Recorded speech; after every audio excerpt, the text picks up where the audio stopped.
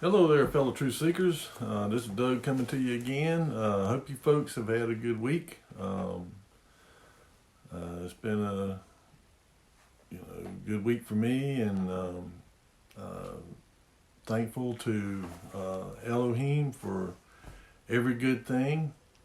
I hope all you folks have been blessed.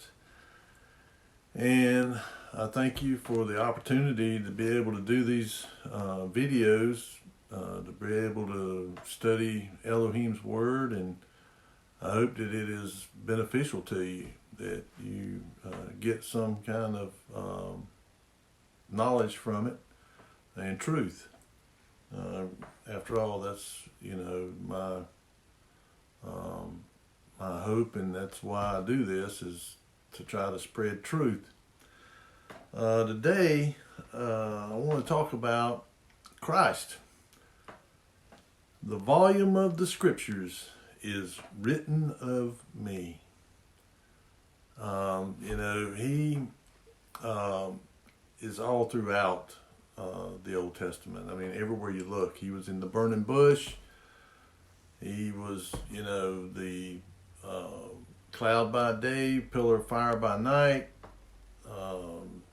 He was the one that Joshua fell down before and worshipped, the captain of the host.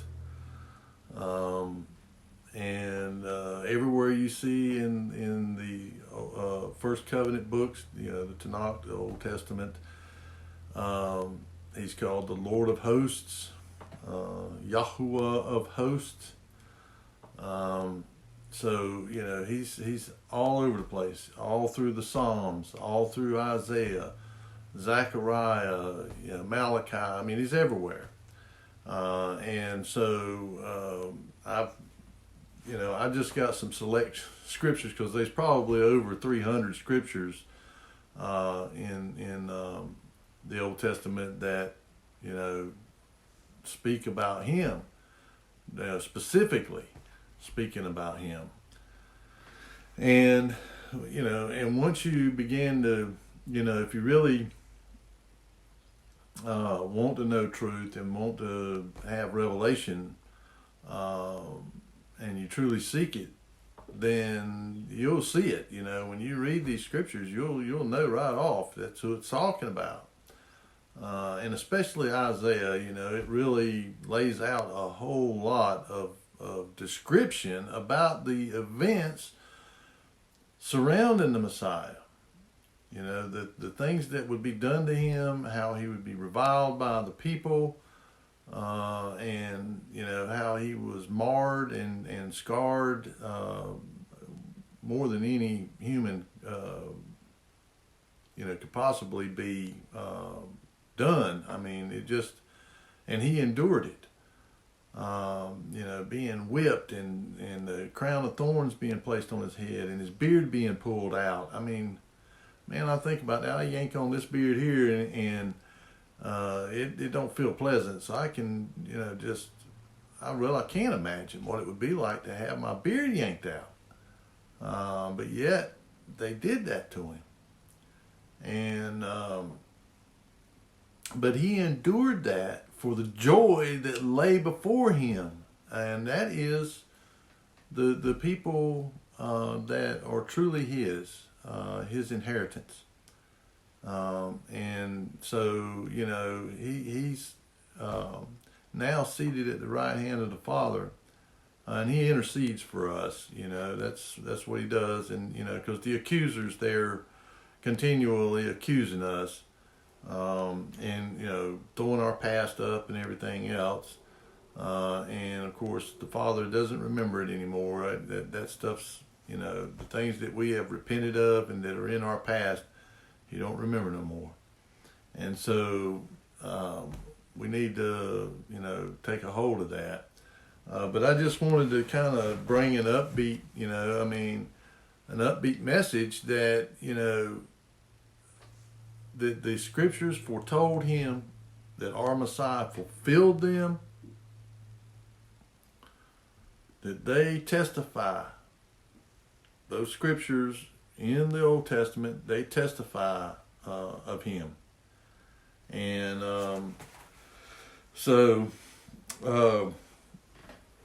and this is just to kind of give us a little foundation. I'm going to start with the first chapter of John, the Gospel of John, and I've said this before, that the Gospel of John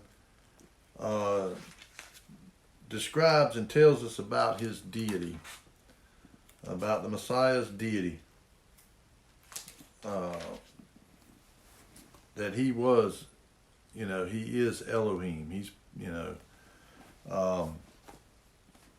it says, in the beginning, this is chapter 1, verse 1, in the beginning was the Word, and the Word was with God, and the Word was God. All things were made by him, and without him was not anything made that was made. In him was life, and the life was the light of men. He's the way, the truth, and the life. And he's the light of the world. I mean, but yeah, here it is. And then if you go down here, and I'm not going to read the whole thing there, but I want you to read it. Chapter 1, verse 1 through 14. And it says, and the Word was made flesh and dwelt among us, and we beheld his glory, the glory of the only begotten of the Father, full of grace and truth. And John bare witness of him, talking about John the Baptist, bare witness of him, and cried, saying, this was he of whom I spake. He that cometh after me is preferred before me, for he was before me. And, what we have to understand is that this is his world. He made it. He made this world. And it belongs to him. I mean, yes, Satan has rule over it right now. But it's only because the Messiah, the Lord of hosts, he allows it. But whenever he wants to, at any time, whoever's reigning that Satan has, allowed to, that he has put into a position somewhere, the Messiah can take him down. He determines who rules and reigns over nations. Yes, Satan, most of the time, he allows Satan to put who he wants there. But it is through his allowing it. And then so we see that there. And then we're going to look here at Hebrews chapter 10.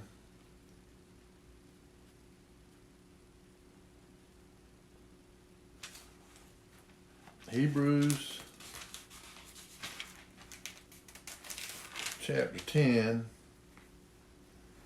and verse 7. Well, actually, let's go up here. We'll go up here.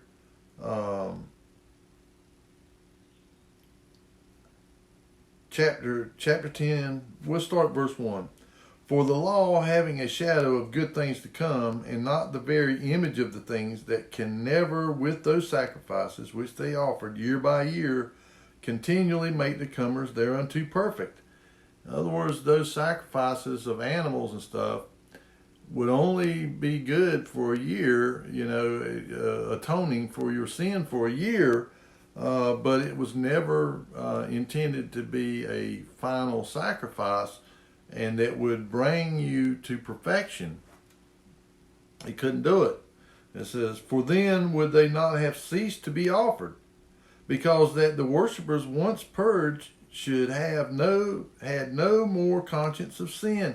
In other words, they would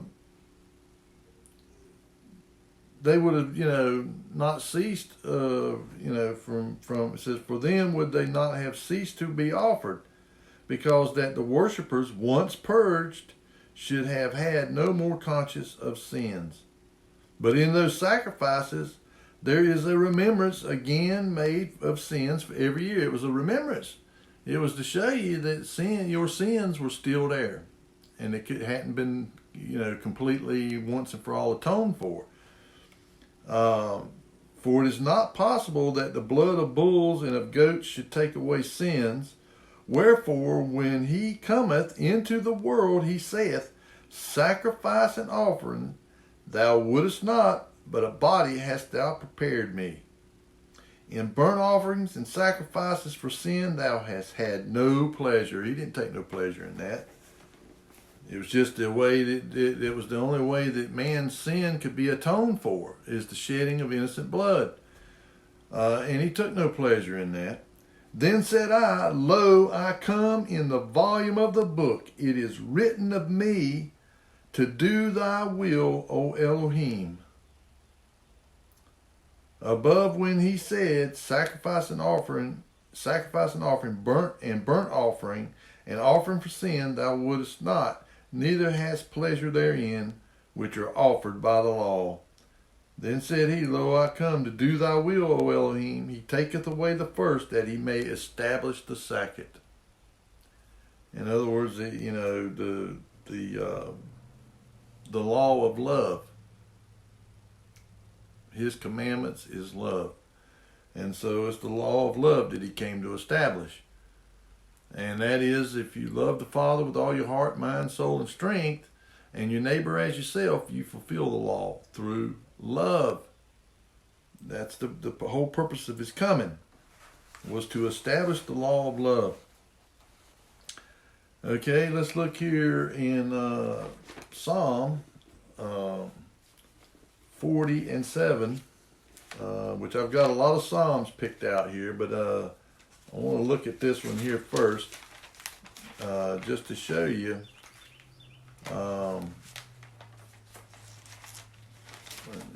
leave that there.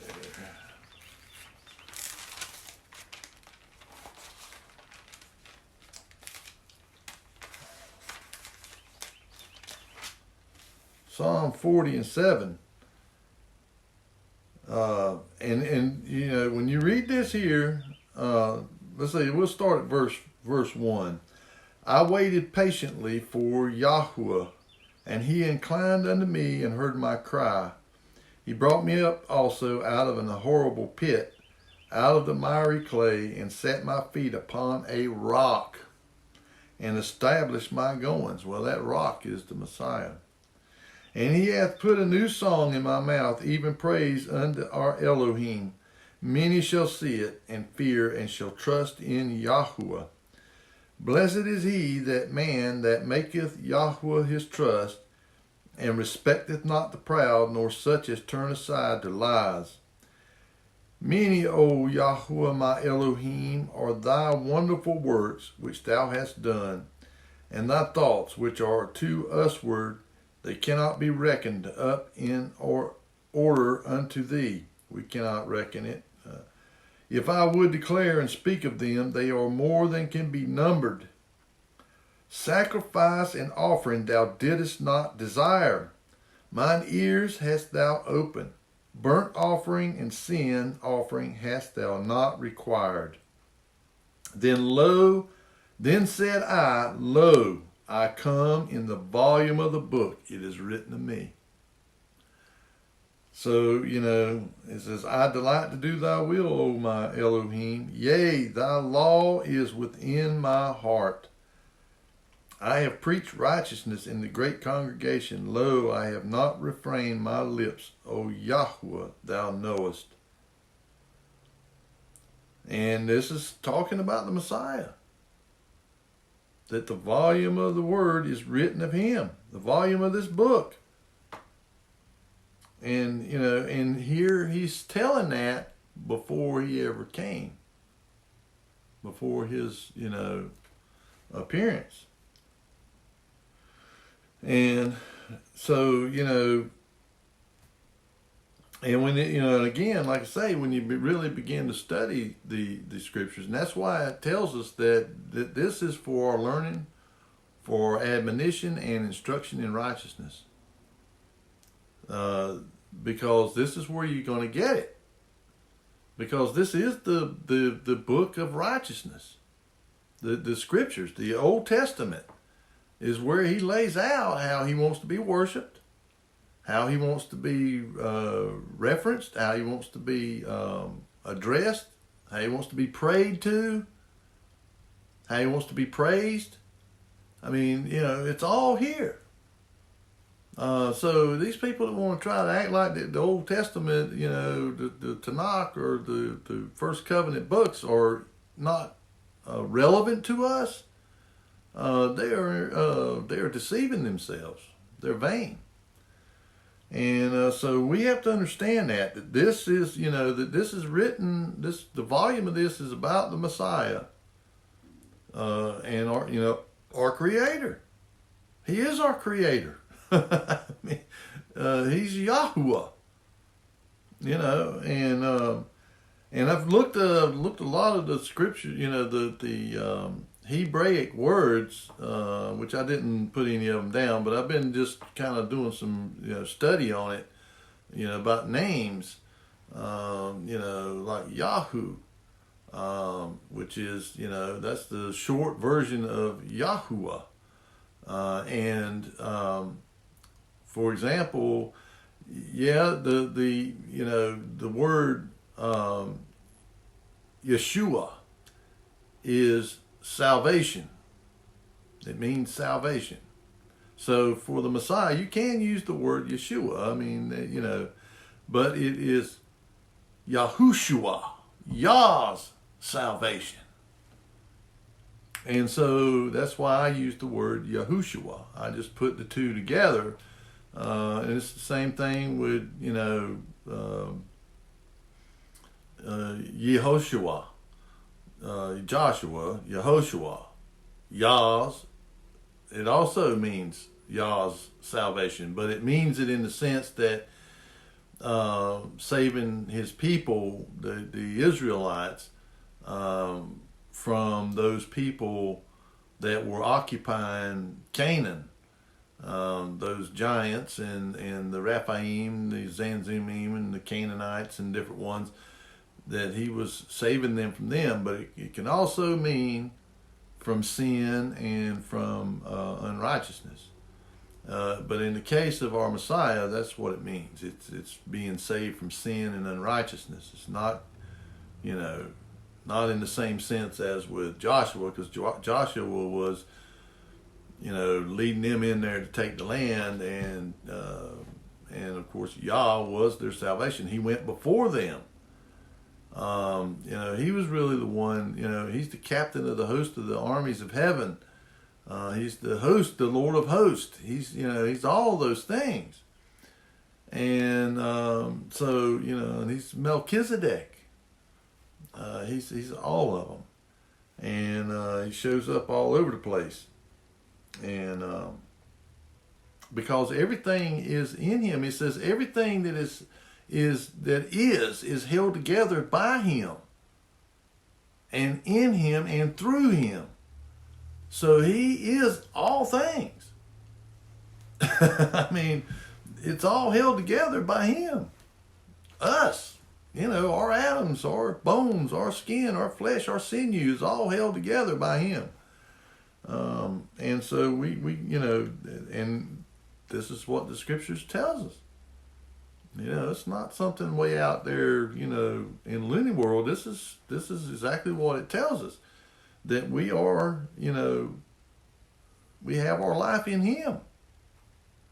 I mean, he tells us this over and over again. Now let's see. We're going to look here at Psalm 24. Well, actually, let's look at Psalm chapter 2. Well, I'm going to go with Psalm 24 first, because these are some of the ones I picked that had to do with, the scriptures telling us that the scriptures is written about him. 24:1. The earth is Yahweh's and the fullness thereof, the world and they that dwell therein. For he hath founded upon the seas and established it upon the floods. Who shall ascend into the hill of Yahweh, or who shall stand in his holy place? So it's his. and the fullness thereof. And that includes all of these fallen ones in here too. There he is too. But yet, they have a fate that's awaiting them because they rebelled against him. But now we're going to look at, I'm going to move from there, and we're going to look at First Corinthians 10. 1 Corinthians chapter 10, verse 26 and 28.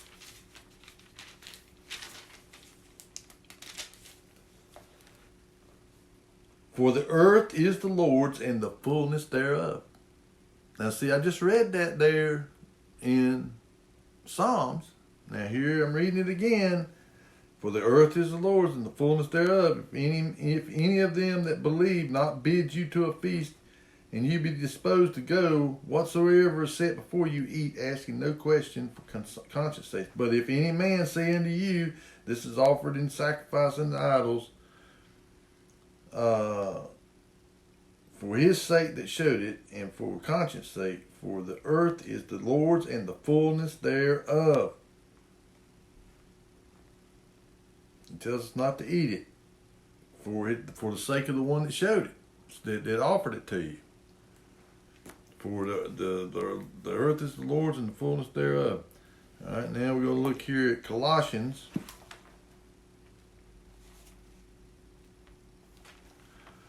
Colossians chapter 1 and verse 19. For it pleased the Father that in him should all fullness dwell. It all dwells in the Messiah. The fullness of it all of it. And the fullness of Elohim. It says that he was the fullness of Elohim bodily. The fullness of Elohim, the Godhead. All right, and then we'll look here at chapter 2, verse 9. For in him dwelleth all the fullness of the Godhead bodily. There you have it. Christ was all of it. He was the fullness of Elohim in a physical body. A body of flesh and blood. But now he's not a body of flesh and blood. He's a body of flesh and bone. Because whenever he was resurrected and he went in there among the disciples, he told them, says, "Feel me, for I'm flesh and bone." Spirits are not flesh and bone.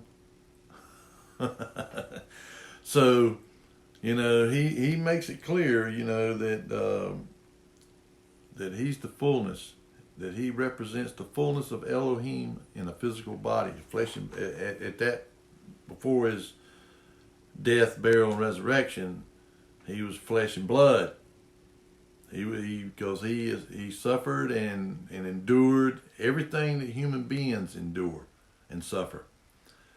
So that way he could understand us and understand what we go through.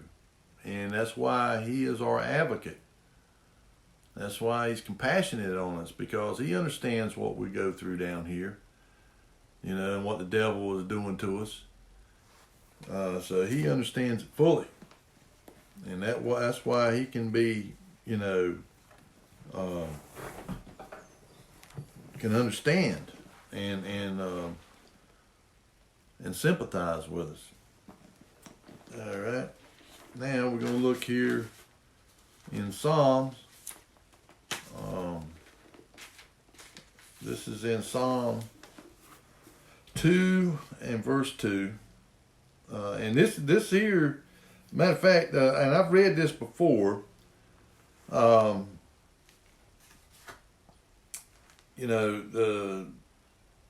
where they're basically the Father, the Elohim, the Godhead, is having a conversation. And it's the Father, the Son, and the Ruach that are conversing. It says, "Why do the heathen rage and the people imagine a vain thing? the kings of the earth set themselves, and the rulers take counsel together against the Lord and his anointed, the Messiah is the anointed, saying, let us break their bands asunder and cast away their cords from us. He that sitteth in the heavens shall laugh. Yahweh shall have them in derision. Then shall he speak unto them in his wrath, and vex them in his sore displeasure.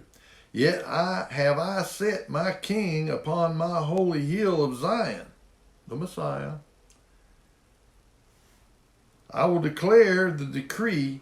Yahweh hath said unto me, thou art my son, this day have I begotten thee. Ask of me, and I shall give thee the heathen for thine inheritance, and the uttermost parts of the earth for thy possession. And he's talking about the Gentiles, the heathen. It says, ask and I shall give the heathen for possession. Because the is where the Israelites, and he will save a remnant of the Israelite people. I mean, the ethnic Israel, he will save some of those people and a remnant. But it says that, that the heathen hear him. That they heard his word and they followed it. Now, of course, there's those that reject it too, but there's been a lot of Gentile peoples that have received the Messiah and his word and have followed it. I mean, a lot throughout the time since he was here. And the uttermost parts of the earth for thy possession. Thou shalt break them with a rod of iron, and thou shalt dash them in pieces like a potter's vessel. Be wise now, therefore, O ye kings. Be instructed, ye judges of the earth. Serve Yahweh with fear, and rejoice with trembling. Kiss the Son, lest he be angry, and ye perish from the way when his wrath is kindled but a little. Blessed are all they that put their trust in him.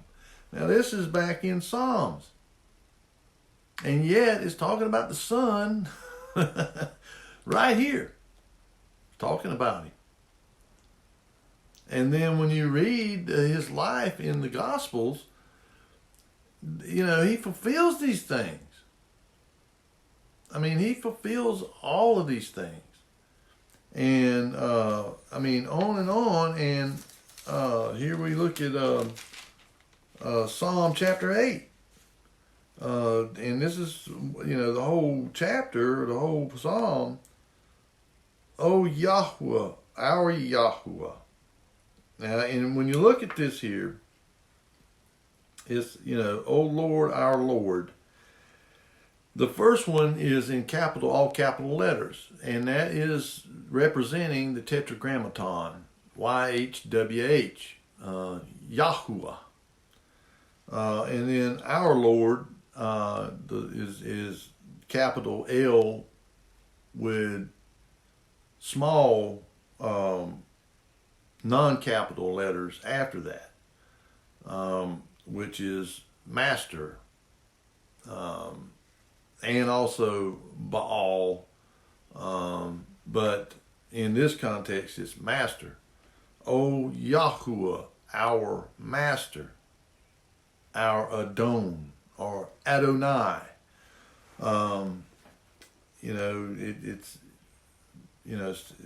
It says, how excellent is thy name in all the earth. Who has set thy glory above the heavens? Out of the mouths of babes and sucklings hast thou ordained strength, because of thine enemies, that thou mightest still the enemy and the avenger.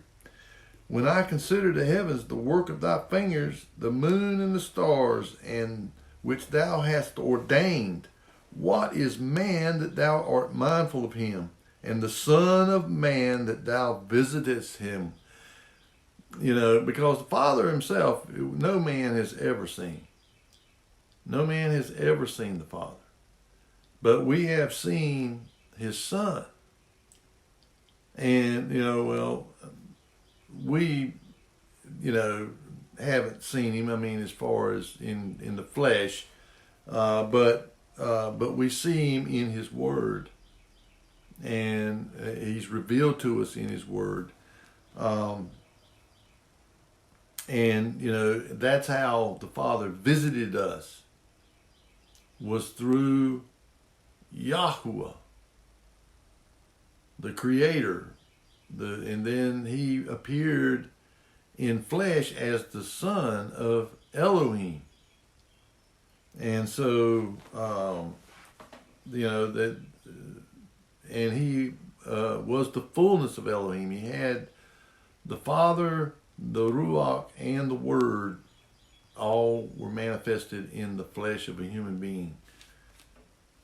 And it says, for thou hast made Him a little lower than the angels, and hast crowned Him with glory and honor. In other words, He made the Messiah to be a little bit lower than the angels, and crowned Him with glory and honor. Thou madest Him to have dominion over the works of thy hands. Thou hast put all things under His feet, all sheep and oxen, yea, and the beasts of the field, the fowl of the air, and the fishes of the sea, and whatsoever passeth through the paths of the seas. O Yahweh, our Master, how excellent is thy name in all the earth. And so, again and again, here in Psalm 22, this is where, and this is what Christ said on the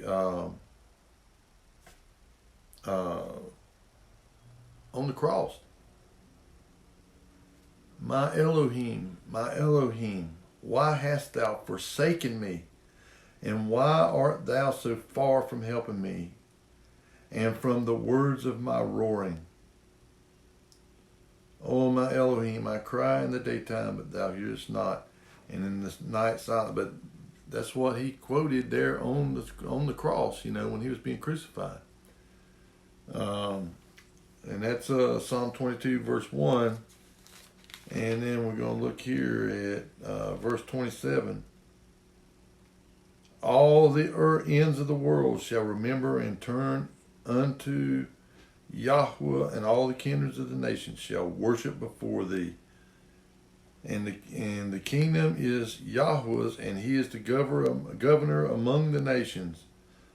All they that be fat upon earth shall eat and worship. All they that go down to the dust shall bow before Him, and none can keep alive his own soul. And that right there tells you that your soul can die. It says none can keep alive his own soul. Nobody can keep their own soul alive. Only He can. But right there it says that He's the going to rule over the nations. And at His second coming, that's exactly what He comes here to do, is to put down the rebellion once and for all, and to rule over the nations with a rod of iron. And He will. And if we are faithful to the end, then He will give us a crown of life, and we will rule and reign with Him. That's, we are co-heirs, co-inheritors with Him. And we also will become sons of Elohim. Sons and daughters of Elohim. Whenever we are faithful to the end. Whether it's through the Great Tribulation or whether it's at our death, our physical death.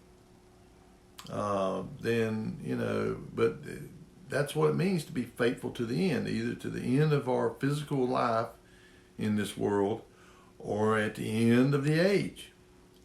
To be faithful till His appearing. And of course, I really, the more I see going on around me in the world, because He said, when you see these things coming to pass, lift up, look up, lift up your head, and look up, for your redemption draweth nigh. Well, I think it's very close. I mean, I don't know, I don't date set or anything like that, because, we're not supposed to do that. But, he told his, disciples and those Pharisees and scribes and them, says, you can look at the sky and discern the weather, but you cannot discern the signs of the times. Well, we can discern, the near appearing of our Messiah by the signs of the times. All right, now, look at another one here in Psalms. This is chapter 46, or Psalm 46.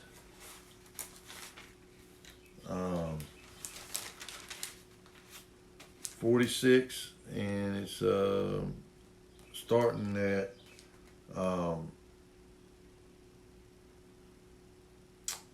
verse 6. It says, the heathen raged, the kingdoms were moved, he uttered his voice, and the earth melted. Yahweh of hosts is with us. The Elohim of Jacob is our refuge. Come, behold the works of Yahweh, what desolation he has made in the earth.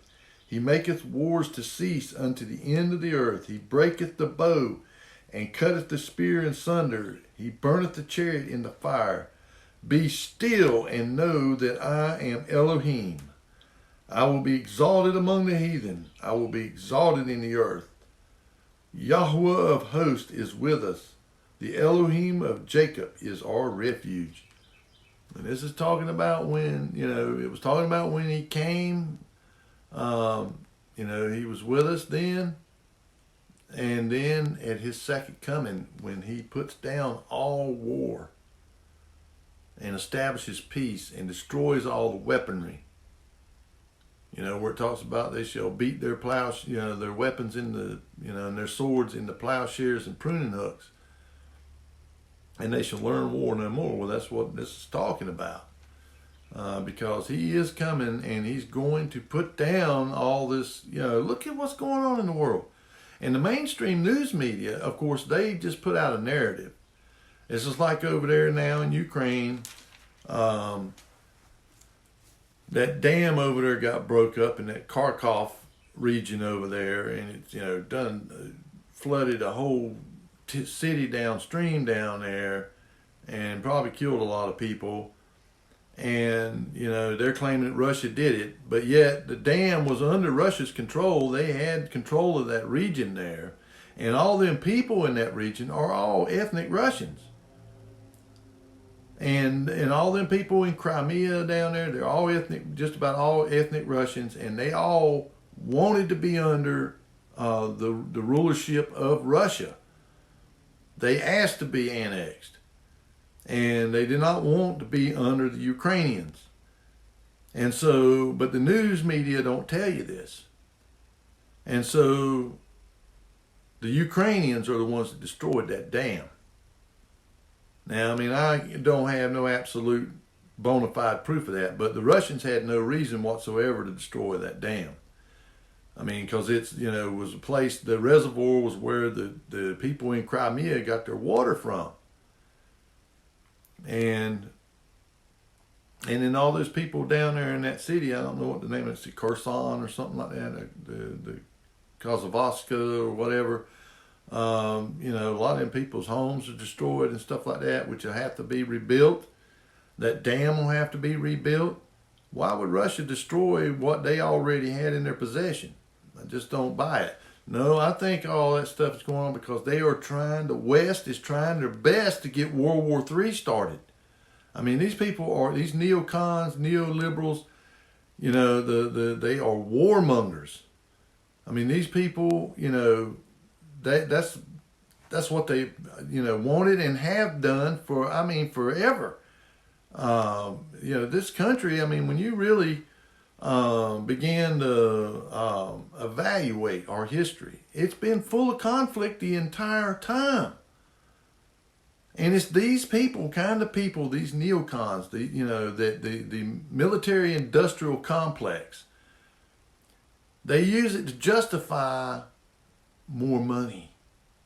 Spend more money on the military-industrial complex so they can develop more and more weapons of mass destruction and more powerful weapons, and just a never-ending perpetual warfare. And the reason that they want to do this is because they want to get rid of Vladimir Putin over there and take over Russia and divide it up. Split it up into 5 different, regions or whatever, and of course, the Russians, Vladimir Putin and them, and I don't know the man personally, so I can't vouch for, but I know a lot of what he said has been found to be true, and one of the things is that he's calling out the West for our, collapse in morality.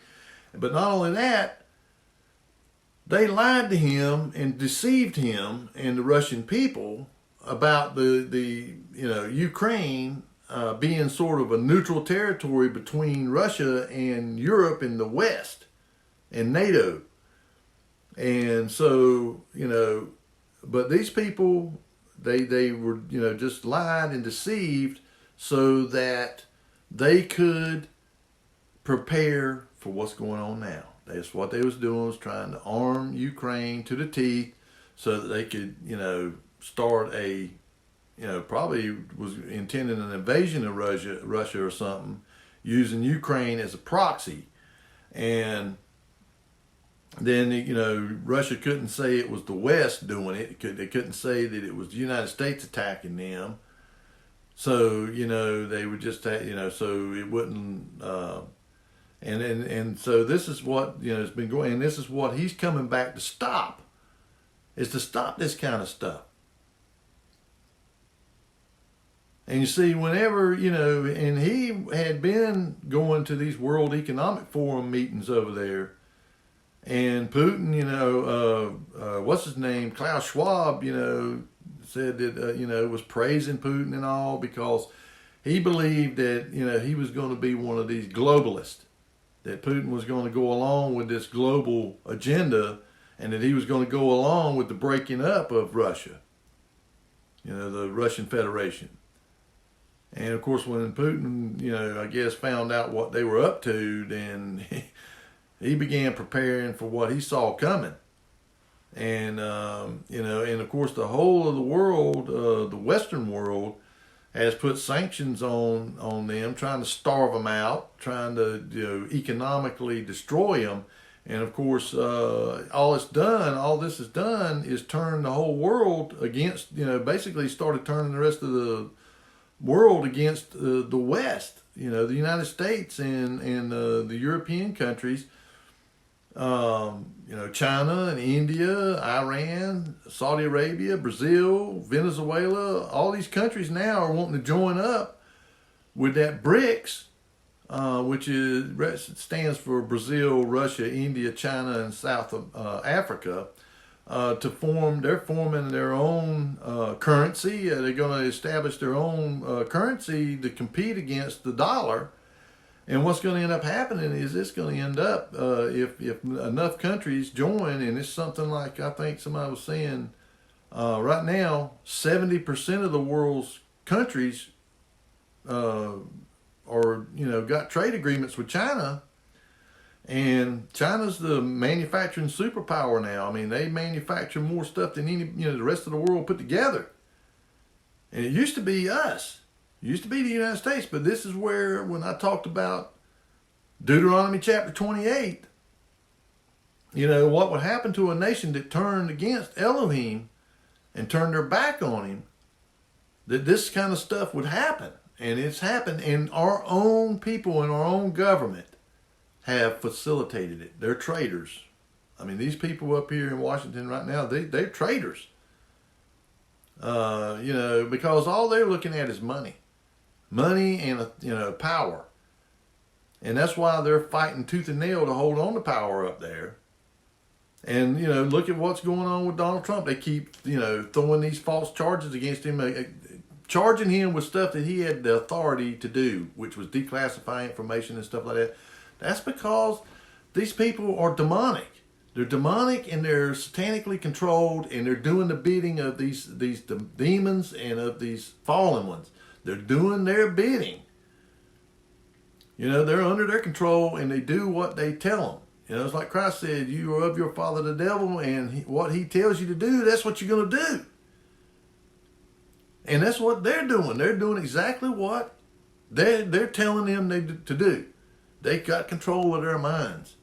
And so they're doing what these evil entities are putting them up to do. And it's all this stuff is being, you know, fostered onto the world to try and get World War III going. But because of it, you're going to see geopolitical realignments. You know, and as we decline, and we're declining. I mean, I hate to say it, but America is in a rapid decline. And, you know, for better or worse, whether you like him or not, Donald Trump wants to try to, you know, prevent it from happening. But that's why, that's why they're fighting against him tooth and nail. Because they know what he wants to do, which is to just, thwart their agenda, to get rid of their agenda, which is leading us to Marxism. I mean, it's just no way around it. We're going to be Marxist, socialist, communist, and that's what's coming if something don't happen. And and all this, dissension, all this, trying to turn everybody against each other, race, stuff, gender stuff, sexuality stuff. I mean, anything and everything they can use to try to cause division, they're doing it. And because they want to destroy us, because really, I would say we're probably, the only thing that's keeping the world government from really getting established. And once we're, gone and they get control of us, then they can do whatever they want. And there ain't going to be nothing we can do about it. And that's when tyranny comes. I mean, absolute tyranny. But that's why he comes back, to put that stuff down. And that's why, we can lift our heads up. We can look up, for our redemption is coming. And even if we perish, as far as if we die through all this, if some kind of world war does come and we get attacked, but we know that we'll be resurrected. We know that we'll be in that first resurrection if we are in the Messiah. We'll be the first fruits of the resurrection. Christ was the first fruit of the resurrection, but we will be the fruits in the first resurrection. And and then those who happen to make it to the end and endure until the end, when he returns, they'll be called up to meet him in the air and ever be with him. And it's not some secret rapture. There is none of that. That the calling up is at the very last trumpet. And that's the seventh trumpet that's described in Revelation. And so we can, see these things that are happening, and we should be looking up, and heart, should be lifted up, our hearts, knowing that he is near. He's near to coming. And of course, when I say near, I mean, in the grand scheme of time, it's a breath, and he'll be here. And then we'll have true peace, true and lasting peace.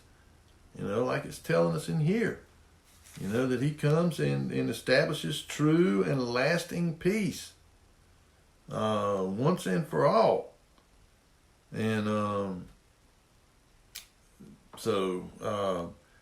but now we're going to look here at,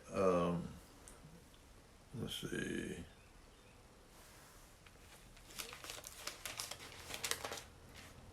Psalm 53. Psalm 53 and verse 6.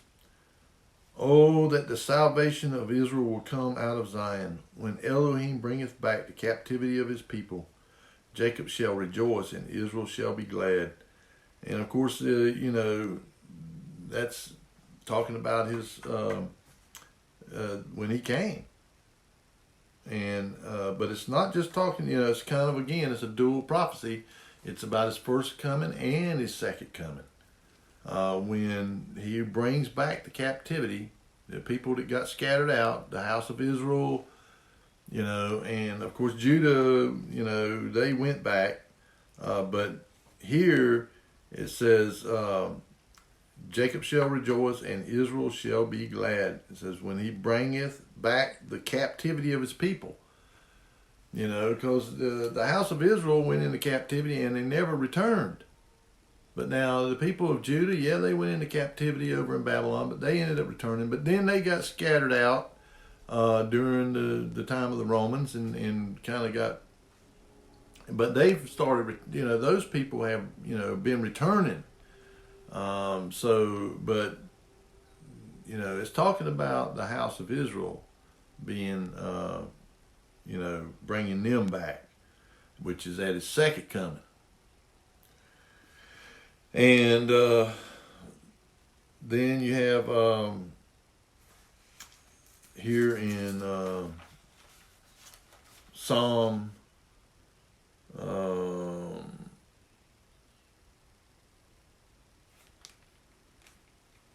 61.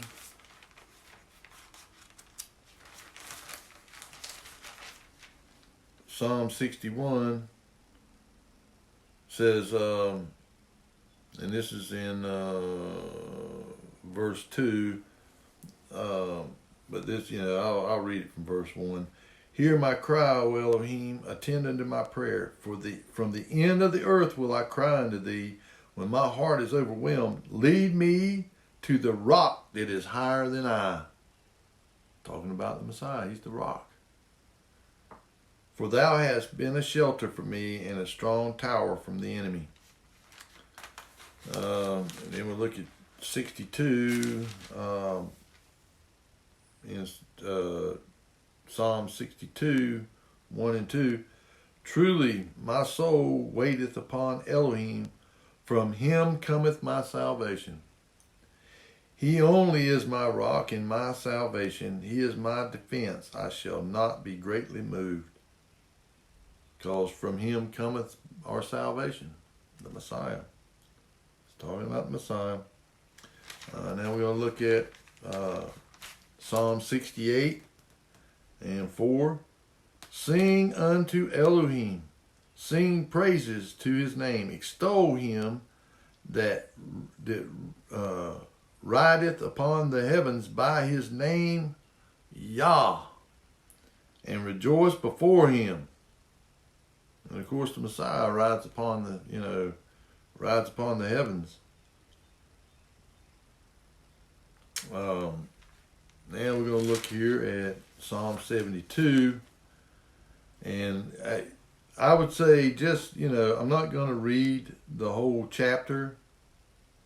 But it says, give the king thy judgments, O Elohim, and thy righteousness unto the king's son. He shall judge thy people with righteousness, and thy poor with judgment. The mountains shall bring peace to the people, and the little hills by righteousness.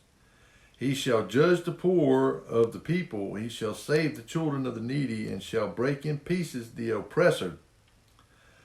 They shall fear thee as long as the sun and moon endure throughout all generations. He shall come down like rain upon the mown grass, as showers that water the earth. In his days shall the righteous flourish in abundance of peace, so long as the moon endureth. He shall have dominion also from sea to sea, and from the river unto the ends of the earth. They that dwell in the wilderness shall bow before him, and his enemies shall lick the dust. The kings of Tarshish and of the isles shall bring presents. The kings of Sheba and Seba shall offer gifts. Yea, all kings shall fall down before him, all nations shall serve him. For he shall deliver the needy when he crieth, the poor also, and him that hath no helper. He shall spare the poor and needy, and shall save the souls of the needy. He shall redeem their soul from deceit and violence, and precious shall their blood be in his sight. And he shall live, and to him shall be given of the gold of Sheba. Prayer also shall be made for him continually, and daily shall he be praised. There shall be an handful of corn in the earth upon the top of the mountains. The fruit thereof shall shake like Lebanon, and they of the city shall flourish like grass of the earth. His name shall endure forever. His name shall be continued as long as the sun. And men shall be blessed in him, and all nations shall call him blessed. Blessed be the Yahweh Elohim, the Elohim of Israel, who only doeth wondrous things. And blessed be his glorious name forever. And let the whole earth be filled with his glory. Amen and amen. The prayers of David, the son of Jesse, are ended. And of course, that's where he wrote all the Psalms up to Psalm 72. All right. And then we're going to look here at one more Psalm, Psalm 80. Psalm 80, verses 1 and 2. Give ear, O shepherd of Israel, thou that leadest Joseph like a flock, thou that dwellest between the cherubims. Shine forth before Ephraim and Benjamin and Manasseh. Stir up thy strength and come and save us. And it's, and listen to that. It says, O shepherd of Israel, the one who dwelleth between the cherubims. The cherubims were on the Ark of the Covenant. And the essence, that's called the Shekinah, would come down onto the mercy seat between the cherubims. And it's talking about the Messiah, because he is Yahweh. He is Elohim. He is God. And so, so it's talking about him there, old shepherd of Israel, and he's the good shepherd. Now, I want to look at Isaiah, and Isaiah's really loaded with verses. I just got a few. I didn't bring out a whole bunch, but just a few. Chapter 1 and verse 4.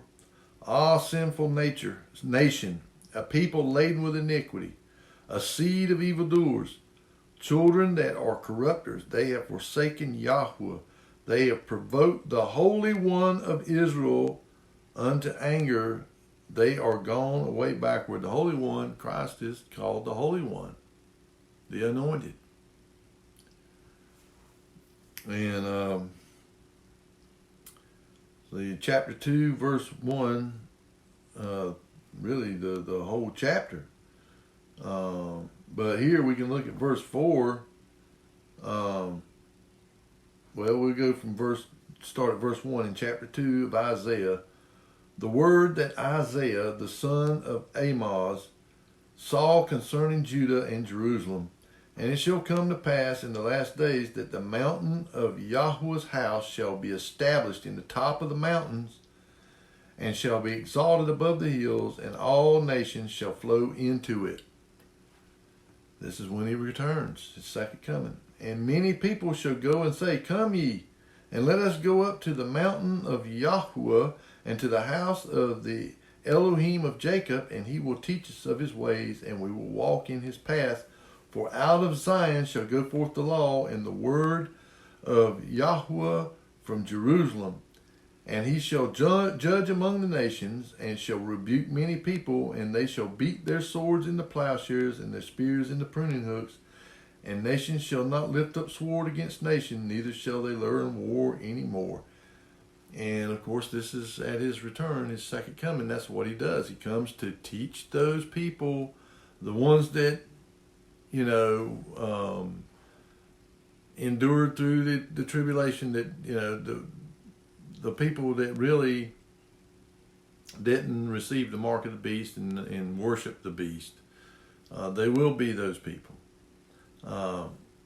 And of course, us believers that are, transformed into immortality will rule and reign with him, and we will also teach these people that come out of great tribulation, because they will be those who come out of it, about 1/3 of the people. And it says they will learn, they beat their plowshares and the pruning hooks to plowshares and pruning hooks, and they'll learn war no more. They'll not lift up sword against nation anymore, and they'll learn war no more. It'll be a time of peace. This is talking about the Messiah. And of course, this is, and he tells us this also, that in Revelations it talks about that. That's what he does. And then here in Isaiah chapter 8 and verse 13, and he said, "Hear ye now, O house of David, it is a small thing for you to weary men, but will you weary my Elohim also?" It says, "Therefore the Lord himself shall give you a sign. Behold, a virgin shall conceive and bear a son, and shall call his name Emmanuel." It's talking about the Messiah. And Emmanuel means Elohim with us, or God with us. Because he was the fullness of Elohim bodily. He was the fullness of the Godhead bodily.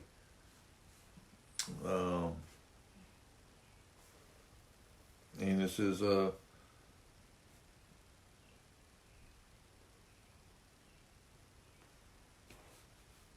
and I encourage you. Isaiah is a really fantastic prophetic book. I would encourage you to read it and read all of it. And like I said, if you pray and ask for understanding and discernment, the Father will just open it up to you. I mean, he'll open up these scriptures to you and show you, where our Messiah is just, he's all throughout the Old Testament. He's everywhere. And so he's the God-man. Now, let's see. Now we're going to look at Isaiah 16. I think that's Isaiah 16.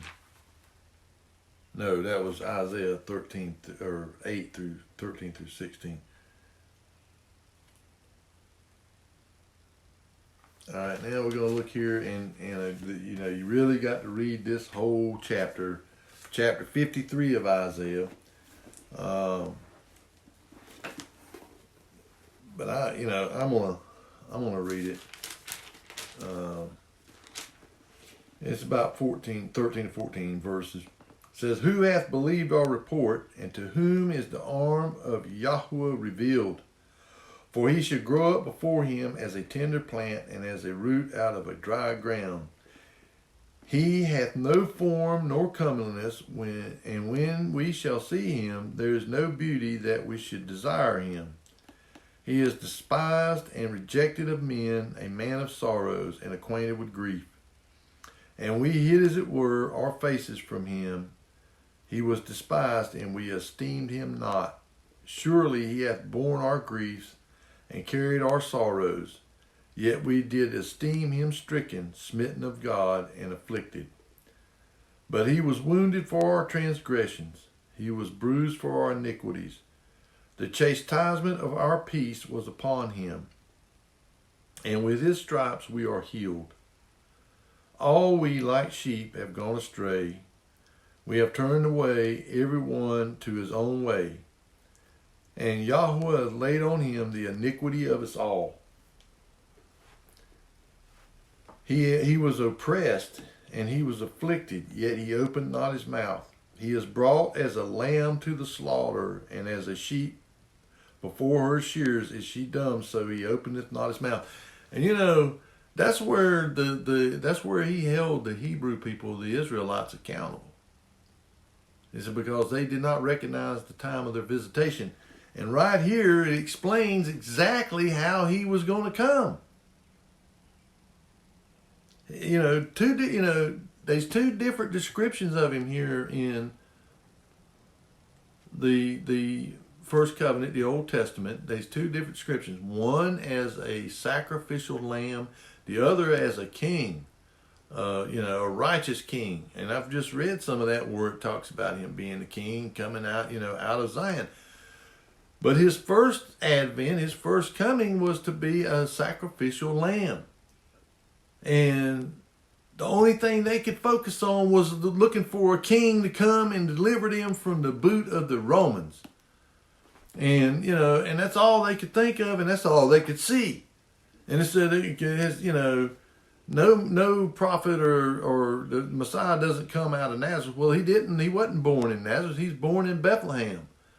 But see, they just, said, could any good thing come out of Nazareth? Because that was over in Samaria. And so, they didn't think there was anything good out of Samaria. And so, or Galilee, they didn't think it was any, they looked down on those people. And so, because he lived in Galilee at that time in Nazareth, that's where he, wound up. But his birth he was born in Bethlehem. And that's where it says here in the prophecies that he was going to come from, out of Bethlehem, out of David. Because Bethlehem was a city that was made or established by David. The city of David. That's what's called the city of David. So he was prophesied to come out of the city of David, Bethlehem, and he did.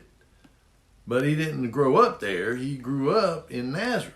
And really, actually, the first part of his life, he lived in Egypt. And it talks about that too. It says, I called my son out of Egypt. And he called him out of Egypt, and they went to Nazareth after Herod had died. Because, Herod the Great, the first Herod, I guess, that was alive whenever he was a child. And then there was Herod the second, the one that was there whenever he was an adult. The son of the first Herod. But anyway, they were looking for this king, to come and rule over them and deliver them from their enemies and all that. And so, they didn't recognize him for who he was. And he held them accountable for that. He, held them accountable because they did not recognize the time of their visitation. He didn't open his mouth just like a sheep before the shearers. It says, he was taken from prison and from judgment, and who shall declare his generation? For he was cut off out of the land of the living, for the transgression of my people was he stricken. And he made his grave with the wicked and with the rich in his death, because he hath done no violence, neither was any deceit in his mouth. Yet it pleased Yahweh to bruise him, he hath put him to grief. When thou shalt make his soul an offering for sin, he shall see his seed. He shall prolong his days, and the pleasure of Yahweh shall prosper in his hand. And he shall see of the travail of his soul, and shall be satisfied. By his knowledge shall my righteous servant justify many, for he shall bear their iniquities. Therefore will I divide him a portion with the great, and he shall divide the spoil with the strong, because he hath poured out his soul unto death, and he was numbered with the transgressors, and he bare the sin of many, and made intercession for the transgressors.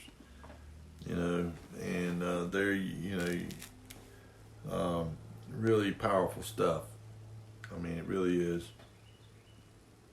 And then you have also Isaiah 52, the preceding chapter. The preceding chapter, it says, "Awake, awake! Put on thy strength, O Zion! Put on thy beautiful garments, O Jerusalem, the holy city. For henceforth there shall no more come into thee the uncircumcised and the unclean, Shake thyself from the dust, arise and sit down, O Jerusalem. Loose thyself from the bands of thy neck, O captive daughter of Zion. For thus saith Yahweh, ye have sold yourselves for naught, and ye shall be redeemed without money. Messiah was our Redeemer. For thus saith Yahweh Elohim, my people went down aforetime into Egypt to a sojourn there, and the Assyrian oppressed them without ceasing, without cause. Now therefore, what have I here, saith Yahweh, that my people was taken away for naught? They that rule over them make them to howl, saith Yahweh, and my name continually every day is blasphemed. Therefore my people shall know my name, therefore they shall know that in that day that I am he that does speak. Behold, it is I. How beautiful upon the mountains are the feet of him that bringeth good tidings, that publisheth peace, that bringeth good tidings of good, that publisheth salvation, that saith unto Zion, thy Elohim reigneth. Thy watchmen shall lift up the voice, with the voice together shall they sing, for they shall see eye to eye when Yahweh shall bring again Zion. Break forth into joy, sing together, ye waste places of Jerusalem, for Yahweh hath comforted his people, he hath redeemed Jerusalem. Yahweh hath made bare his holy arm in the eyes of all the nations, and all the ends of the earth shall see the salvation of our Elohim. And that's Messiah.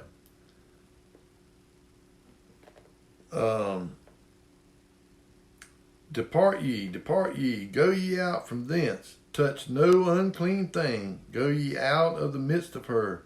Be ye clean that bear the vessels of Yahweh.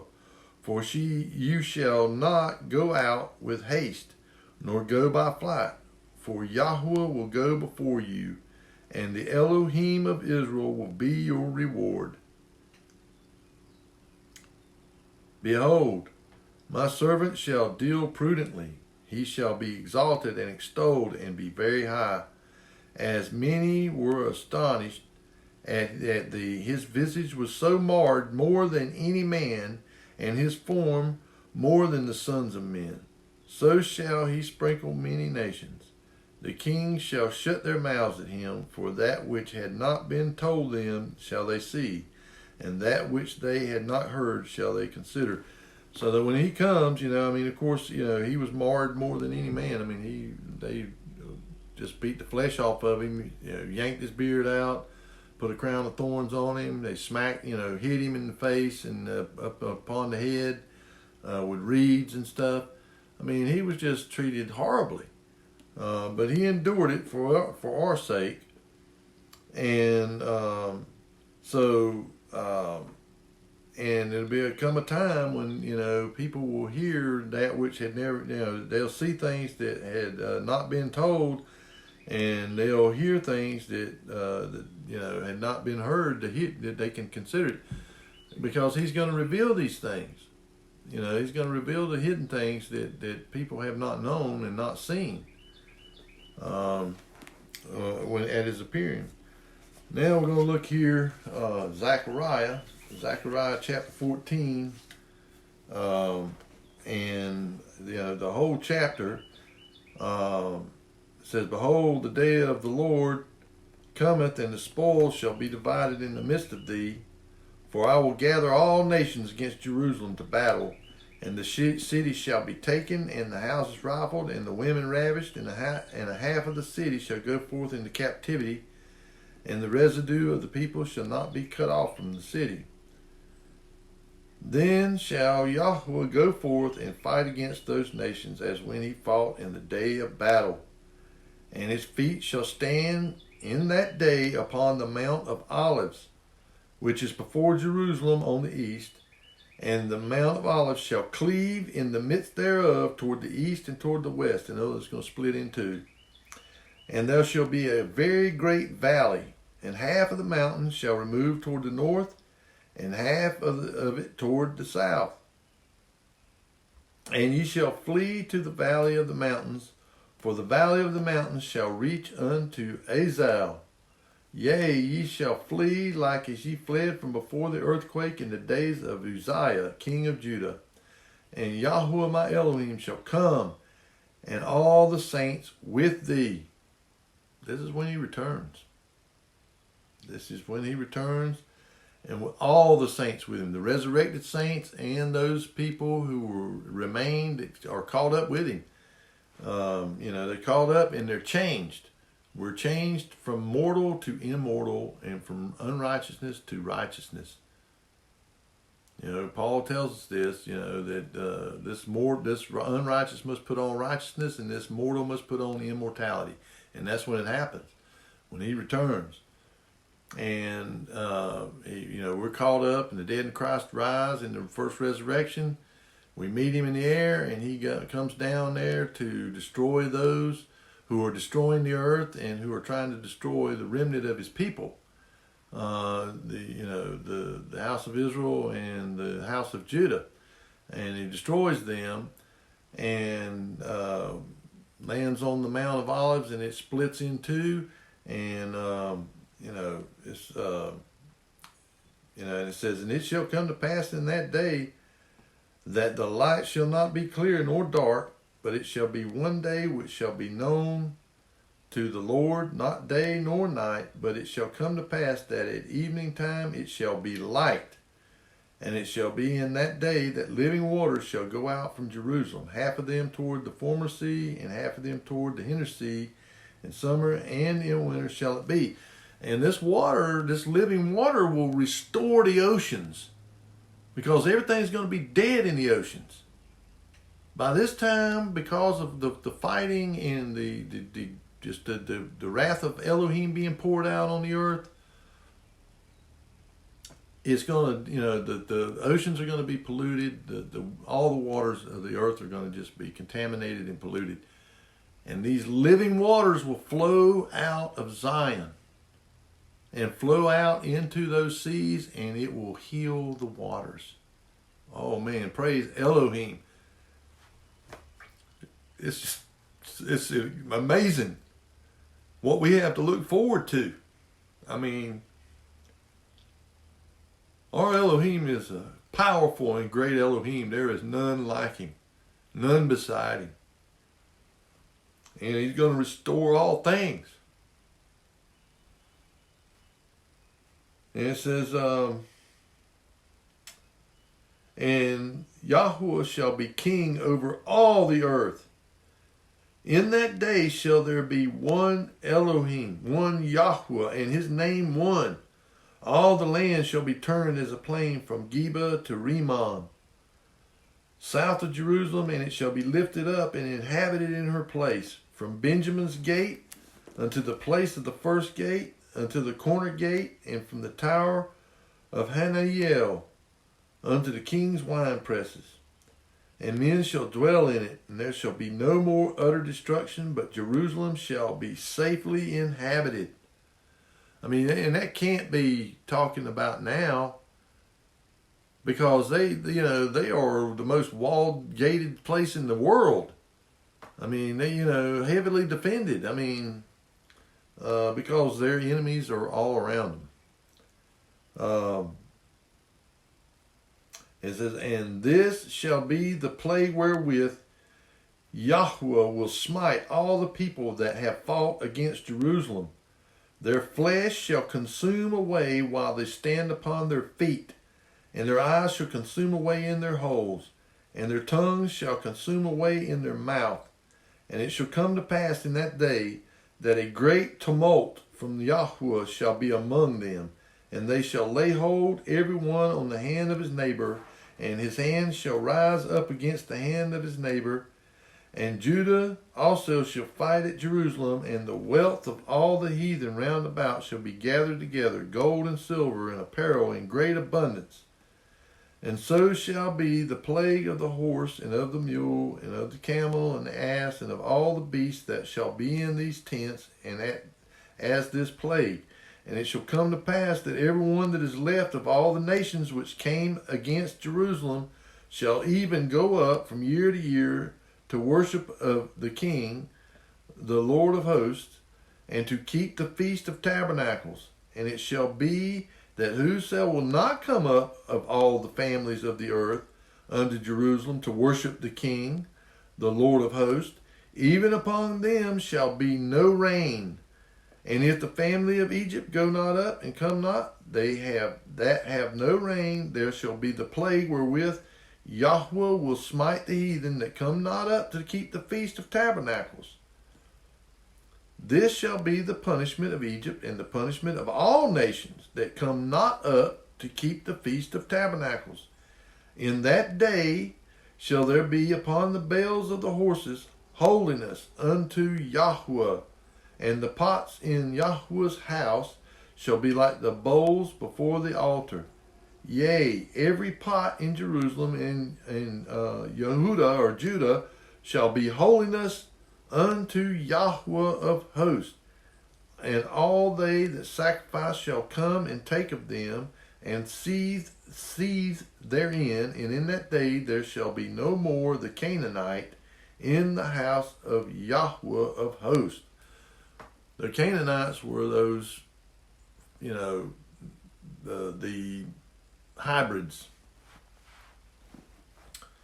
But this is talking about his return and what's going to happen to those who come up against Jerusalem, because I've talked about that previously, about them, gathering over there in the valley of Jezreel at Armageddon.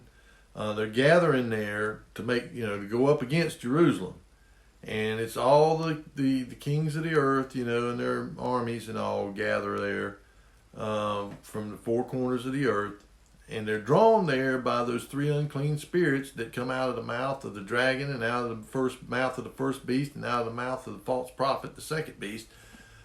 They go out to, there's four angels that come out of the river Euphrates. After it dries up, they come from out, under the river Euphrates, and they go to prepare these kings of the east for this battle. And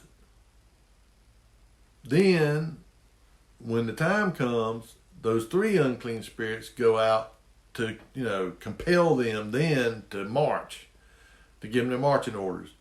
But we know that our Messiah, the Lord of hosts, the Yahuwah of hosts, the right hand of Elohim, the right hand of his power, is coming. And he's going to put it down. And it says, and I just talked about how those that, survived, that of the peoples that come up to attack Jerusalem, because there'll be some of those people. I mean, it's not like everybody, if the United States went to war against somebody, it's not everybody in the United States that's going to go over there and actually fight against them or the enemy or whatever. No. The war, the warriors, the soldiers, the armies and stuff will fight. Not all of the people, but it's talking about the people, the peoples that go up, the kingdoms that go up against Jerusalem. It says that that those that survive, that of those peoples will come up to Jerusalem every year at the Feast of Tabernacles. And if they don't, they're going to be, they're not going to get any rain. And then if they don't, and if they still don't come up, then there's, other plagues that'll, and I think these plagues, will be just like they were back there in Egypt back in that day, at the Exodus. It'll get progressively worse if you don't do it. And of course these are chastisements of these people. It's to chastise them, to get them to do what is right. And what is right is to come up there to Jerusalem at the Feast of Tabernacles and to feast and celebrate our Messiah and praise him. And, and then Malachi chapter 1, and of course, this is the whole chapter. The burden of the word of Yahweh to Israel by Malachi. I have loved you, saith Yahweh, yet ye say, wherein hast thou loved us? Was not Esau Jacob's brother, saith Yahweh, yet I loved Jacob, and I hated Esau, and laid his mountain and his heritage waste for the dragons in the wilderness? Whereas Edom saith, we are impoverished, but we will return and build the desolate places. Thus saith Yahweh of hosts, they shall build, but I will throw down, and they shall call them the border of wickedness, and the people against whom Yahweh hath indignation forever. This is the descendants of Esau, Edom, the Edomites. Every time they tried to defy what he just said there, they would go back to this land that he, cast them out of and destroyed.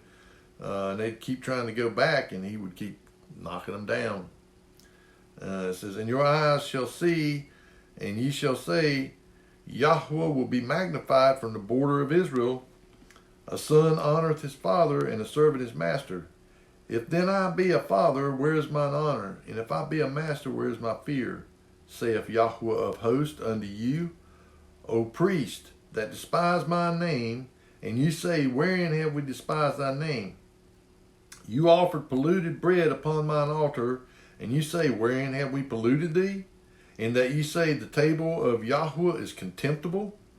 And if you offer the blind for sacrifice, is it not evil? And if you offer the lame and sick, and is it not evil? Offer it now unto thy governor. Will he be pleased with thee, or accept thy person, saith Yahweh of hosts?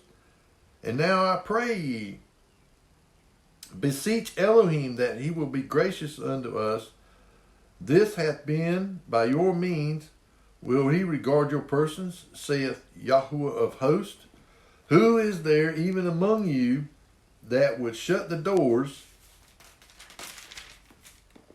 for naught? Neither do ye kindle fire on mine altar for naught. I have no pleasure in you, saith Yahweh of hosts, neither will I accept an offering at your hand. For from the rising of the sun, even unto the going down of the same, my name shall be great among the Gentiles, and in every place incense shall be offered unto my name, and a pure offering. For my name shall be great among the heathen, saith Yahweh of hosts.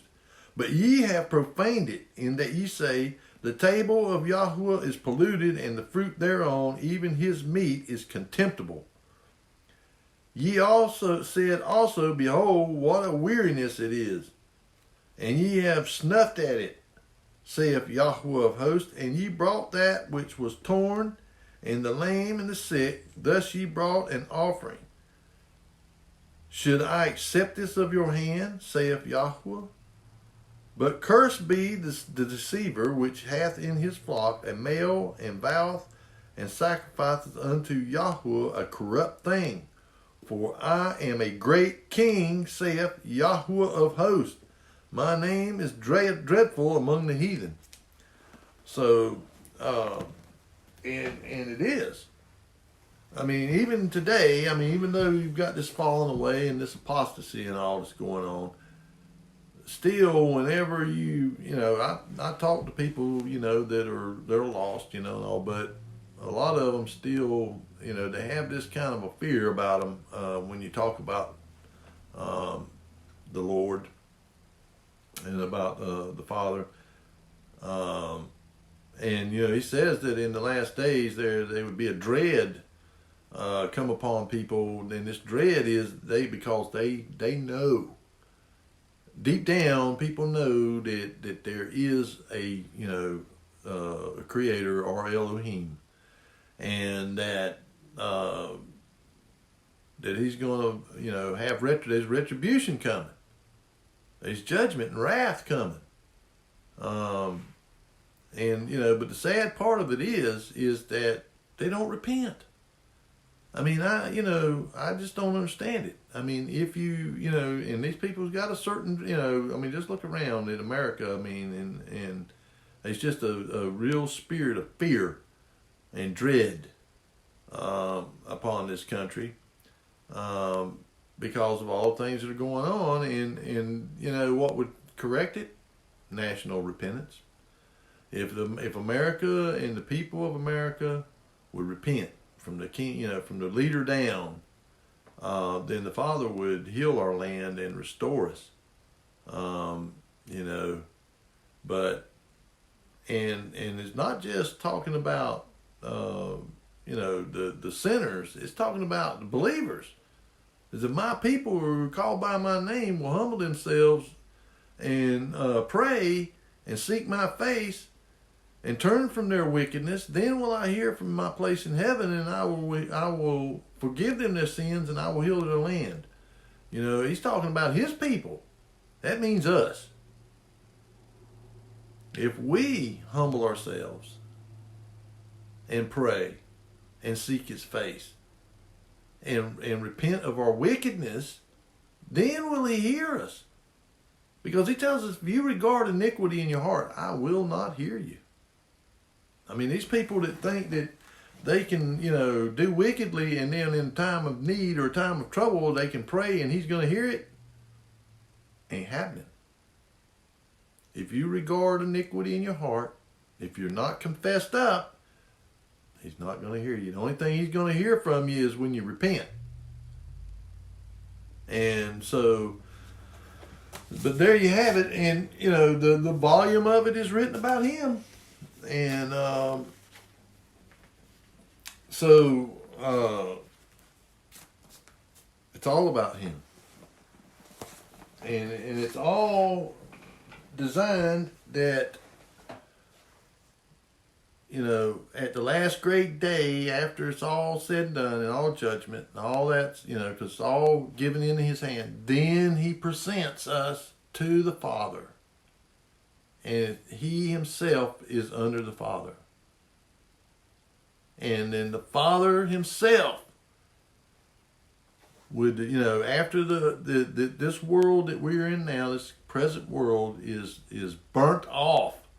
And there is, and the firmament is burnt off. And there's a new firmament and a new earth. And it says that the new Jerusalem will come down out of heaven. And that the Father and the Son will be the light thereof. That the Father will be here on the earth with us in his, temple there in the New Jerusalem. And this place is, we cannot conceive of a place this huge. It is 1,500 square miles. It's a 1,500 miles on the side cube or pyramid. I don't know whether it's a pyramid. I think it's a cube. And it describes it. It's got 12 foundations, and they're all different precious stones. And the gates are of a single pearl. I mean, I'd like to see the oyster that pearl comes from. It's got to be enormous. But, people think, oh man, how could you have a pearl that big? Well, just look at the fossil record and some of the enormity of some of these creatures. It wouldn't be nothing for him, for Yahuwah Elohim. I mean, it would not be anything for, and this is that kingdom that, the kingdom of Elohim is among men.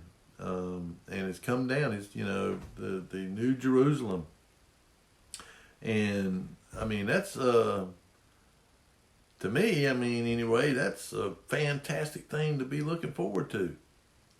In a time of you never die, you never sick, you always enough to eat, got shelter, and in a perfect world, and then get to really see all of the fantastic creations the endless creations of our of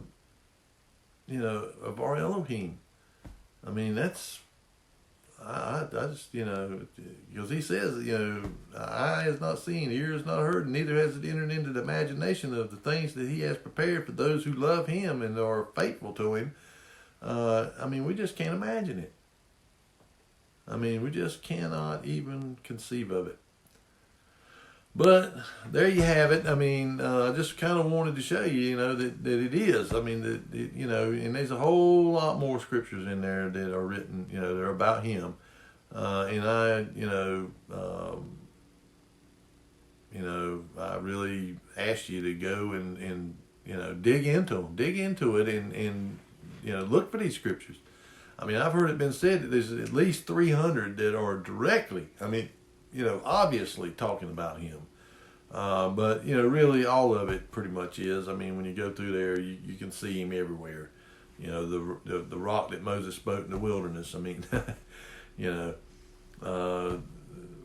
it's just all throughout. And